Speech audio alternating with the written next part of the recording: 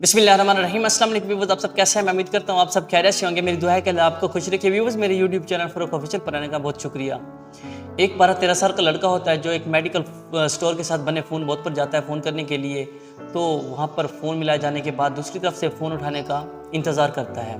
तो आगे से एक खातून फ़ोन उठाती है, तो वो लड़का कहता है कि मैडम, मुझे जॉब की ज़रूरत है, क्या आप मुझे अपने लॉन में काम करने के और पौधों की देखभाल करने के लिए मुझे जॉब दे सकती हैं? तो उस खातून ने कहा कि नहीं, मेरे पास तो पहले से ही एक मुलाजिम मौजूद है, तो मैं आपको जॉब नहीं दे सकती।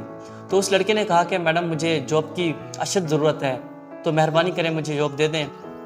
तो मैं जिस लड़के को आप तनख्वाह देती हैं, तो मैं उसकी आज तनख्वाह पर काम करने के लिए तैयार हूँ, बस मुझे जॉब ज़रूर दे दें। तो उस खातून ने कहा कि नहीं, जो लड़का मेरे पास काम करता है मैं उसके काम से बेहद मुतमईन हूँ, तो मैं उसको निकाल कर आपको नहीं रख सकती। तो उस लड़के ने हार नहीं मान ली। ये सारा माजरा एक स्टोर का मालिक जो है वो देख रहा था, वो सुन रहा था। तो उस लड़के ने हार नहीं मानी। उसने फिर से कहा कि मैडम, मैं आपके लॉन की सफाई, पौधों की देखभाल के अलावा मैं आपका गिराज भी धो दिया करूँगा, लिहाजा आप मेहरबानी करके मुझे ज़रूर नौकरी पर रख लें। मैं आपके लॉन को उस इलाके का बहुत ही खूबसूरत लॉन बना दूँगा, तो मुझे आप जॉब पर ज़रूर रख लें। तो उस खातून ने कहा कि नहीं, मैं आपको अफसोस के साथ कि मैं आपको जॉब पर नहीं रख सकती। मेरे पास जो लड़का है मैं उसके काम से बेहद मुतमईन हूँ, वो बहुत अच्छा काम करता है, लिहाजा मैं आपको जॉब पर नहीं रख सकती।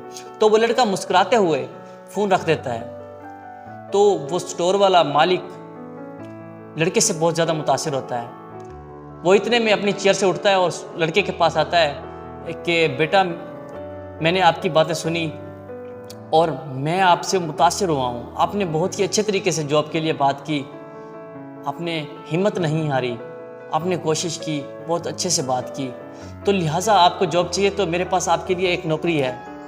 तो उस लड़के ने कहा, सर आपकी मोहब्बत का बहुत शुक्रिया, लेकिन मुझे जॉब नहीं चाहिए।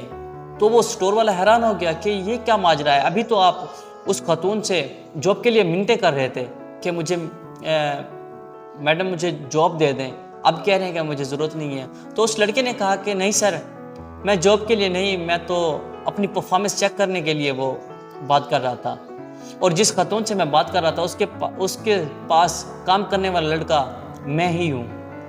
तो वो स्टोर वाला हैरान हो गया। उसने कहा वेरी गुड भाई।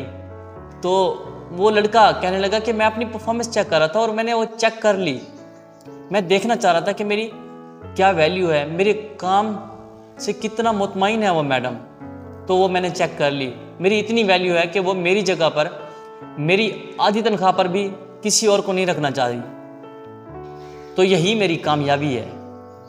दोस्तों, अगर आप भी अपनी ज़िंदगी में आगे बढ़ना चाहते हैं, अपनी वैल्यू को जानना चाहते हैं, तो अपनी परफॉर्मेंस को चेक किया करें, अपने काम का फीडबैक लिया करें।